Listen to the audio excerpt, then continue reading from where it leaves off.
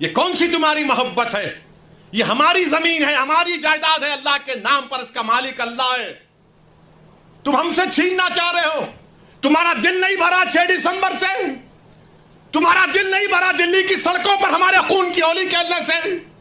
تمہارا دل نہیں بھرا ہمارے بچوں کا انکاؤنٹر کرنے سے؟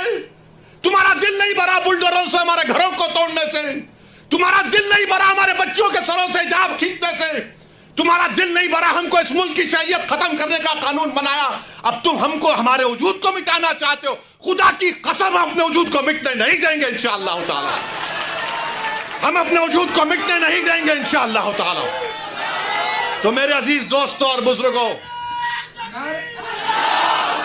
میرے عزیز دوستوں اور بزرگوں، میری آپ سے دبن گزارش ہے کہ مہاراشٹر کے اسمبلی انتخابات آنے والے ہیں، میں آپ سے اپیل کر رہا ہوں جو لوگ وقف کی جائیدادوں کو برباد کرنے آ رہے ہیں، آپ اور ہم مل کر ان کو انشاءاللہ برباد کر دیں گے سیاسی طور پر۔ میری آپ سے اپیل ہے کہ میں یقیناً کہہ رہا ہوں کہ اس مہاراشٹر کی ویدھان سبھا میں آپ کو امتیاز جلیل کو اور مجلس کے نمائندوں کو بھیجانا ضروری ہے، تمہاری آواز ہو۔ اگر تمہاری آواز نہیں ہوگی تو کون آواز اٹھائے گا؟ تم نہیں دیکھتے پارلیمنٹ میں کیا ہو رہا ہے؟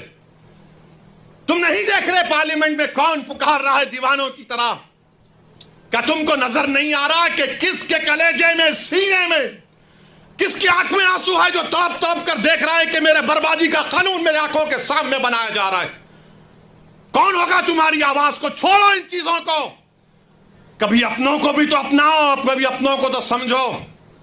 جو تمہارے لیے دن اور رات محنت کر رہے ہیں ان کی آواز بنا کر بجاؤ۔ یقیناً ہرانا ہے انشاءاللہ تعالی، ان لوگوں کو ہرائیں گے انشاءاللہ تعالی، مگر ہرانے کا مطلب یہی نہیں ہے کہ تم اپنی آواز کا گلا گھونٹ دو۔